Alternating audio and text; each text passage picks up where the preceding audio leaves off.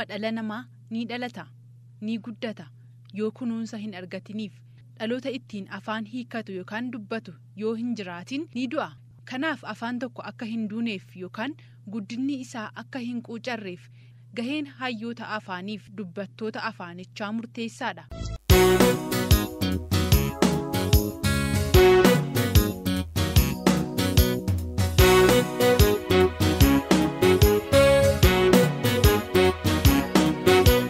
Dhiibbaawwan garaagaraa irraa kan ka'e afaan Oromoo akka haala barbaadamuun hin dubbatamneef hin guddanne ta'eera. Haa ta'u malee namoonni dhiibbaa hedduu keessa darbuun guddina afaanichaaf gumaacha olaanaa taasisan hedduudha. Isaan keessaa muraasa akka fakkeenyaatti yoo kaasne jalqaba irratti kan argannu Hiikaa yookaan Abbaa Gammachiisi. Hiikaan maqaan maatiinsaa baasaniif yoo ta'u Oneesimoos Nasiib maqaa amantiisaati. Hiikaan bara 1894 kitaaba qulqulluu gara afaan Oromootti hiikuudhaan qubee Saabaatiin akka maxxanfamu taasise. Boodarra gargaartuu isaa Asteer Gannoo waliin ta'uun kitaabota hedduu jechoota afaan Oromoo weedduu, geerarsa, mammaaksa, hibboo fa'aa qopheessanii. Akka Afrikaatti dubartiin yeroo jalqabaaf kitaaba barreessite Asteer Gannooti. Kanaanis dinqisiifannaa guddaa argatteetti.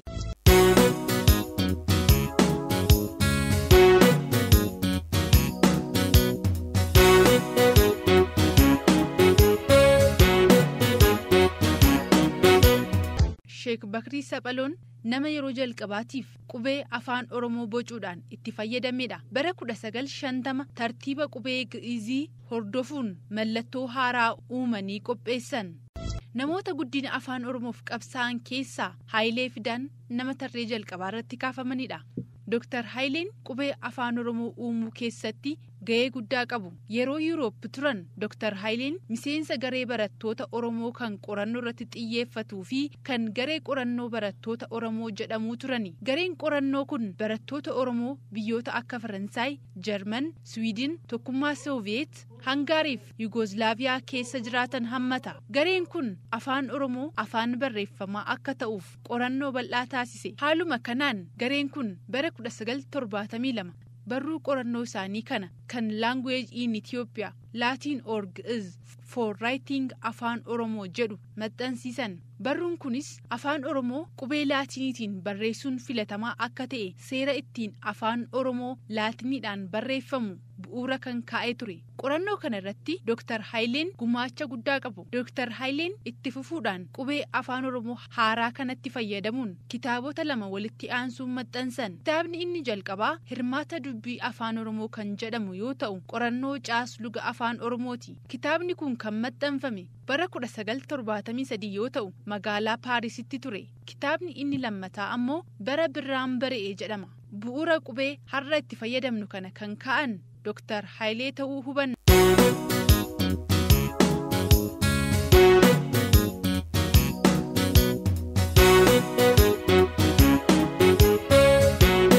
Sheek Muhammad Rashaad Abdullee bara 1960 erga Somaaleen bilisoomte achi deemuun raadiyoon afaan Oromoodhaan akka darbu iyyatanii erga eeyyama argatanii bara 1965 Moqaadishootti raadiyoo afaan Oromoo jalqabsiisan. Sheek Muhammad afaan Oromootiin kitaabota 22 barreessaniiru. Kitaabota isaanii keessaa muraasni hiika jechootaa, seerluga afaan Oromoo, quraanaaf kitaabota amantii birooti. Qubee amma fayyadamnu kana kan Dr. Haayilee irraa muraasa fooyyessuudhaan kan uuman Sheek Muhammadidha. Qubee ofii tolchan kanaanis kitaaba furaa afaan Oromoo jedhu maxxansaniiru. Qubeen kunis bara 1980 hojiirra akka oolu taasifame. Erga dargiin kufe bara mootummaa ce'umsaa qubeen kun sirriitti hojiirra oolee har'a itti fayyadamaa jirra. Kanarratti wanti ibsuu barbaannu namoonni guddina afaan Oromootiif gumaacha taasisan akka fakkeenyaatti kaasuuf malee kanneen qofa.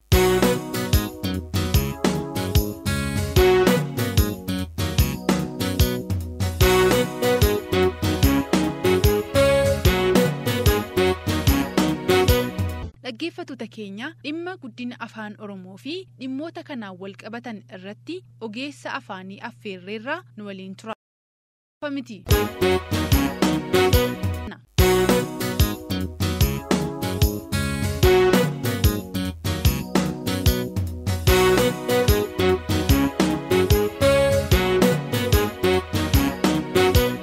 dhaggeeffattoota keenyaa wal baraa. Fedhasaa Taaddasaan jedhama. Yuunivarsiitii Finfinneetti afaanii fi fookiloorii Oromootiin kaadhimama PhD'dha. Dhimma guddina afaan Oromootiin wal qabateetu kan guyyaa irraa mari'annu jalqaba irratti afaanni yoo hin qoratamin haala barbaadamuun hin guddatu jedhama. Kanaaf kun akkamitti ibsamama yoo qorannoon afaanii guddina isaa keessatti gahee inni qabu maal? Qorannoon siluma jalqaba irratti tarii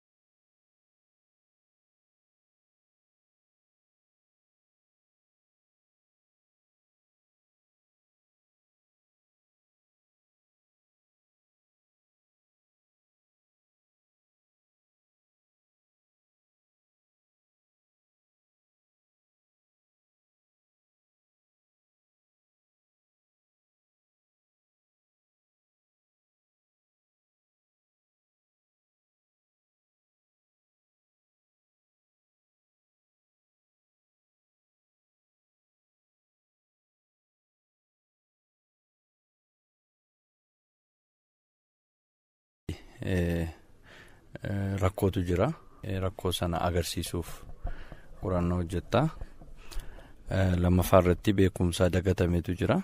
Beekumsa dagatame sana immoo baastee agarsiisuuf yookaan falaasama dabaluudhaaf qorannoo hojjechuu dandeessa. Qorannoon hojjetame tokko gara hojiitti hiikamuutu irra jira. Kanaaf karaa agarsiisuuf jechuudha. Rakkoo tokko furuu fi rakkoo sana irra deddeebiidhaan rakkoo iddoon itti mul'atu agarsiiftee jirta. Isa sanaaf immoo furmaanni maali kan jedhu achumatti agarsiisuuf. Egaa gara afaanitti yeroo dhufnu afaanni tokko guddachuuf qoratamuu qaba kan jennu maa'inni afaanni yeroo hundumaa adeemsa dhalli namaa jiraatu keessa jiraata. Hin dhalata, hin guddata, yookaan hin quucara yookaan mundu'a. Quucaruu danda'a, inumaa du'uu danda'a afaanni. Namni lama jiraannaa yoo xinnaate afaan itti walii galan jiraachuu qaba yookaan mallattoodhaan illee ta'a malee afaan sana guddachuuf immoo qoratameetu caasaan isaa kana fakkaata jechoonni isaa kana sadarkaa kana keessatti ilaalamuu qaba namni afaan jecha kana beeku bifa kanaan ilaaluu qaba jecha kana iddoo akkasitti beekamuu qaba kana kan jedhu qorataadha jechuudha. Kanaafi dhalateera. Afaanni kun namoonni hawaasni itti walii gala afaan sana immoo maal gochuu qaba qoratameetu gara barreeffamaatti dhufuu qaba gara saayinsiif teekinooloojiitti guddachuu qaba jechuun dijitaalaayiz ta'uu qaba kompiitarri dubbisuutu irra jira kana hundaaf qorannootu barbaachisa kana ta'eera taanaan afaanichi hin guddate kana dhabeera taanaan immoo dhalatee quucaree achumaan du'ee jechuudha. Amala ilmi namaa qabu kanatu jira afaanirra amaluma haala guddina ilma namaati afaan keessatti wanti mul'atu waan ta'eef qorannoon kanaaf afaan keessatti baay'ee barbaachisaa yoo hin qoratamu ta'e guddachuu hin danda'u ni jedhamu kanaaf. Qorannoon afaanii maal irratti xiyyeeffata maal irratti immoo xiyyeeffachuu qaba? Qorannoon afaanii maal irratti xiyyeeffata jechuufi afaanni maali gaaffii deebisuu qabna jalqaba afaan namni akkaataa adda addaatiin hiika afaanni waanumatti waliigalan tokko akka meeshaatti kan fudhatan jiru afaanni baattuu aadaati eenyummaati hawaasi tokko jiraachuu afaantu jiraachuu qaba kan jedhan jiru kana keessaa sakamtuu deemsisaan lachanuun deemsisa haa ta'uti afaanni meeshaadha jennee bira darbuu hin dandeenyu afaanni ibsituu eenyummaa saba tokkooti ibsituu aadaa saba tokkooti walumaa gala aadaan saba tokkooyyuu afaan keessatti mul'ata kanaafi afaanni maali kan jedhu beekuun barbaachisaa ta'a afaanni mammaaksaa afaanni ibboodha afaanni duduriitii afaanni asoosamaa afaanni walaloodha kana beekuudha jalqaba irratti jechuudha afaanni silumaa wanta gurguddaa afuridha sagaleetu jira jechatu jira himatu jira yookaan dubbii jechuudha dhumarraa maaltu jira barruu yookaan haasaa waliigalaatu jira jechuudha amma ani ifata afaaniin waliigalaa jirra tuti ani afaan oromoon beeku yookaan immoo ati afaan oromoon beektu ta'eeti nu lachaniyyuu waliin dubbachuun ulfaataa ta'a jechuudha sagalee walitti finna sagalee sana jecha ta'a jecha sanatu walitti dhufee gaalee maal kan jennu kana ciroo kana jecha kana ta'a hima kana ta'a hima sanatu walitti kurfaa'ee haala dubbii waliigalaa yookaan immoo barreeffama keessatti keeyyata yookaan barruu kan jennu sana ta'a jechuudha. Egaa waa'ee afaanii dubbachuuf waa'ee sagalee dubbanna sagaleen afaan oromoo keessa jiru maali waa'ee qubeetii kaataa achi qubeetu sagalee ta'a mitiire sagalee sanatu walitti dhufee jecha ta'a kanaaf ammoo waa'ee qorannoo afaanii dubbanna yeroo jennu waa'ee qorannoo afaanii dhannee ibboo qoranna miti yookaan mammaaksa qoranna miti kan biroo jechuu miti isaanii waan biroodha isaan karaa ittiin afaan ibsamuu danda'udha karaan meeshaa ta'anii afaan tajaajilu malee isaan yookaan afaantu isaaniin tajaajila wal keessa jiruun ala afaanni sana miti jechuudha afaanni sagaleedha sagaleef sagalee walitti dhufee jecha ta'a jechaaf jechi walitti dhufee gaalee yookaan ciroo yookaan hima kan jennu kana himuma jennee yoo darbinee fudhanne himoonni kun walitti qindaaniitu haala dubbii waliigalaa yookaan barreeffama keessatti immoo barruu kan jennu kana ta'a jechuudha wanta ani dubbadhu keessa jechatu jira wanta ani dubbadhu keessa himatu jira wanta ani dubbachaa jiru kana keessa barruu waliigalaatu jira jechuudha egaa kana duukaa wal qabatee maaltu jira jechuudha caasaatu dhufa seerlugaa afaaniitu jira achi keessa waa'ee jechoota kanaa loogatu jira naannootti jechoonni hiika kamii qabu kan jedhu hiika kallattii moo hiika maaloo amma egaa bal'aadha jechuudha afaanni waan salphaamini keessa galtee kan ilaaltu yoo ta'e qorannoon isa kanarratti hundaa'a jechuudha waa'ee afaanii ilaalla yoo jenne afaan qorachuuf kaane waan gara biraa ilaaluu dannu ogebarruu ilaaluu danna waan biraa ilaaluu danna miti afaan keessatti ogebarruu sana afaaniin ilaaluu dandeenya haa ta'uti garuu waa'ee afaanii yeroo dubbannu waa'ee sagalee kana waa'ee caasaa kana waa'ee hiikaa kana waa'ee jechoota achi keessa jiran jechoonni kun ramaddii akkamii qabu egaa jechoota gosa meeqa jira kan jedhu afaan baratteetta waan ta'eef hin beekta sana jechoonni kun immoo hiika akkamiitiin ilaalamu hiika kallattiidhaan moo hiika kallattiidhaan haala keessatti ilaalamu immoo waa hedduutu qoratama jechuudha afaan keessatti jecha yeroo jennu waan tokko qofa miti jechuudha jecha yeroo jennu hiikatu duukaa jira jecha yeroo jennu caasaatu duukaa jira jecha waa hedduutu duukaa jira jechuudha kanaaf qorannoon afaanii kanarratti afaanni kanallee qorannoon afaaniillee kan inni irratti xiyyeeffata waa'ee sagaleef sagalee irratti xiyyeeffata waa'ee jechoota irratti xiyyeeffata waa'ee himoonni kun akkamitti qindaa'an caasaan achi keessa jiru akkamiini seeraa akkamii hordofuu qaba afaanni kun hiikni jecha kana hawaasa keessatti bifa maaliitiin ilaalama jechoonni asitti beekaman iddoo biraatti akkamitti beekamu waa'ee standardization yookaan waalteessuu kan jennu waa hedduu kana keessatti ilaalle. Egaa erga waa'ee qorannoo afaanii kaasne qorataan immoo jiraachuu qabaate waan ta'eef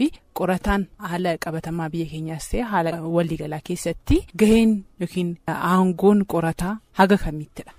Egaa afaan qoratamuu qaba jenne maal isaatu qoratamuu qaba kanatu qoratamuu qaba jenne ama eenyutu qorataatu jira qorataan kun hangamitti aangoonni qabu afaanicha guddisuudhaaf yoo jenne. Qoratee rakkootu jira afaanicharra yoo ta'e rakkoo sana dhiyeessa waan fooyya'uun irra jiru fooyya'uu qaba yookaan immoo waan haaraatu jira yoo ta'e sana fida kan inni gochuu danda'u maaloodha waan jiru sana mul'isuu danda'udha waan jiru mul'isuu jechuun inni yoo rakkootu jira ta'e rakkoo sana baasee agarsiisa yoo waan haaraatu afaan sana keessatti uumameera yoo ta'e jijjiirama wayita afaanicharra jira yoo ta'e sana baasee agarsiisa eewutummoo hojiirra oolcha kana jedhee abbaa hojiirra oolchuu abbaa waan sana qaama dhimmisuun ilaallatuuf yaboo kenna kanuma deebi'ee gala jechuudha. Waraqaan sun yookaan waraqaan hojjete yookaan sheelfii irra taa'uu danda'a yookaan saanduqa keessa taa'uu danda'a yookaan callisee taa'uu danda'a hojiitti kamuuf immoo inni kan inni agarsiisuu danda'u amma yaboo kennuutti yaboo sana yookaan yaada furmaataa sana harkaa fudhatee qaamni hojiirra oolchummoon jiraata jechuudha. Qorataan gaheen isaa rakkoo jiruu fi karoora ka'eef sana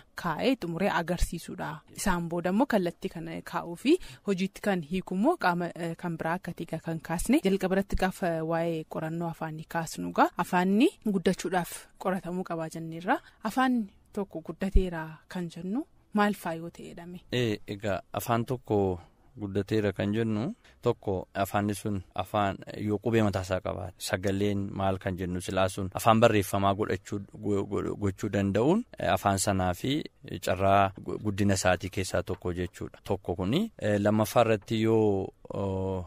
Afaan suni afaan namni baay'een itti fayyadamu ta'e gama fayyadamaa afaaniitii yoo laalle afaan daldalaa afaan ittiin daldalamu afaan ittiin barreeffamu afaan ittiin barsiifamu yoo ta'eera ta'e fayyadamni isaa bal'ateera yoo ta'e jechuun waliin dubbiin akkuma jirutti ta'e yeroo waliin dubbattu itti fayyadamta sana bira dabartee afaan sana hin daldalta yoo ta'e koomershaaliin jira yoo ta'e daldalli gabaarratti afaanni sun ittiin dhimma ba'an sabni baay'een yoo ta'e inni biraan afaan sun gara saayinsiif teekinooloojiitti guddateera. jira yoo ta'e fakkeenyaaf dijitaalaayiz gochuu gaafa siin jedhu Google Translationin jijjiirraan afaanii jiraachuudha afaan biraatti hiikamuu danda'utu irra jira ofuma isaatii immoo hiika jechoota adda addaa kaa'atee galmee jechoota ofiisaatii qaba namni barbaade kamiyyuu waan barbaade afaan sana keessatti hin argata taanaan barreeffamoonni adda addaa kitaabonni hedduun ittiin barreeffamanii afaan sun afaan biyyattiin ittiin tajaajilamtu gaafa biyyi ittiin tajaajilamu afaan miidiyaa ta'a afaan sun afaan miidiyaa ta'a sa'aatii hedduudhaaf yeroo namni barbaade sa'aatii barbaadetti miidiyaa banatee afaan sana dhaggeeffachuu danda'eera yoo ta'e waa hedduu of keessaa qaba kana keessaa tokko hanqateera taanaan afaanichi hin guddanne jechuu dandeenya.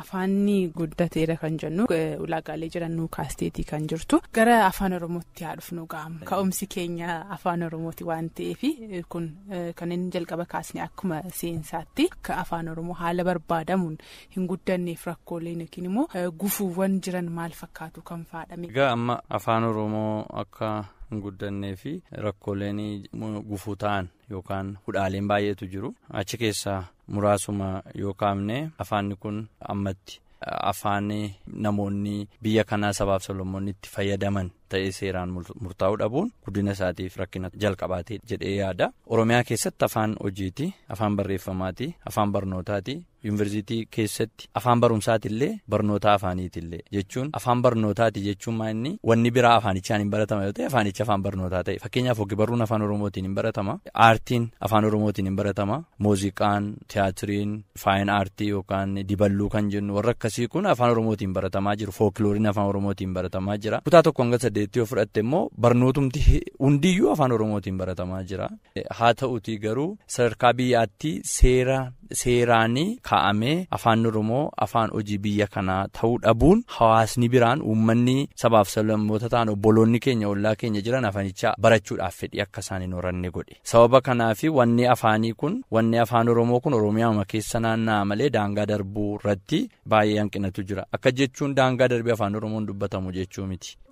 Yoo ilaalte daangaa darbee irrayyuu darbite daangaa biyyaa akka biyya Itoophiyaa irrayyuu darbee biyya biraa keessatti afaan oromoo dubbatamaa jira lingwaa firaankaa jenna waan akkasiitiin afaanni tokko boorderii irratti yookaan daarii irratti afaan oromootiin maal jenna daangaa biyyootaa ce'ee afaanni tokko daangaa biyyootaa ce'ee kan dubbatamu yoo ta'e afaanni sun afaan biyyoota lamaan ittiin wal daldalan ittiin waliin dubbatan ta'eetii tajaajila afaan oromoo sadarkaa sanatti daangaa hundarratti iyyuu kaabarratti baharratti dhiharratti daangaa ce'ee afaan tajaajilaa jirudha. Keenyaaf Keeniyaa keessatti afaan oromoon dubbatama. Afaan saba guddaa afaan sabni miliyoona 50 olii dubbatu biyyoota adda addaa keessatti illee afaan dubbatamu ta'ee garuu biyya kana keessatti seeraan afaan hojii biyyoolessaa afaan hojii federaalaa ta'uu dhabuunsa hudhaa guddaadha. Sanaan maaliif kana siin jedha utuu seeraan akka kanatti murtaa'ee as ba'eeti baajanni irratti ramadameetu qorannoon adda addaa irratti hojjetame.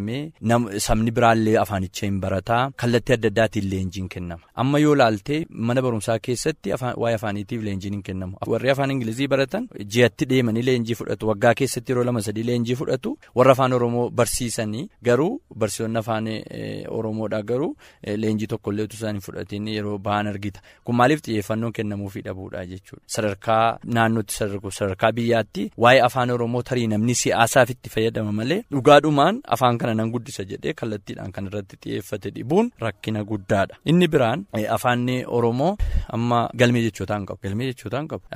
Afaan tokko galmee jechootaa qaba jechuun maa jechuudha. Afaanichi afaan biraatti asii jechoota isaa hiikuu jechuu miti. Afaan huccumtu ofiisaa jechoota hiikkachuu danda'utu irra jira. Amma looga 5 ol qabna afaan oromoo keessatti. Looga kana keessaa tokko ol baafnee jechoota inni itti hiikamu immoo hiikasaa goonee fi waan rakkannu hin qabnu afaan oromoo albuuda cimaa of keessaa qaba jechuudha. Jechoonni loogii adda addaa jiraachuun kun mataansaa afaanichaaf cooma dabale afaanichaaf furdina dabale malee hamaan qabu isa sana fuutee amma hiika jechootaa dishneerii hojjettaaf jechuudha hiika jechootaa afaan oromoo tokkoon argattu amma barbaadde kanaaf namoonni jechoota hiikkachuu rakkatu fakkeenyaaf tarii asitti buddeena kan jennu gujii yoo deemte sagalee siin jedhu sagalee fudhattee sagalee argattee siin jedhu amma ati faan egaa gujii dhattee utuu waan kanarratti waa waraabaa irraatte sagalee argadheera jettaaniin isaan garuu buddeena nyaattettaa siin jechuudha gama biraatiin kana wal barsiisuu danda'utu nurra jira qorattoonni dhaqanii yeroo isaan rakkatan argita sababni isaa hiiki jechootaa hin jiru sagalee jechuun gujii keessatti nyaata jechuudha jedhamee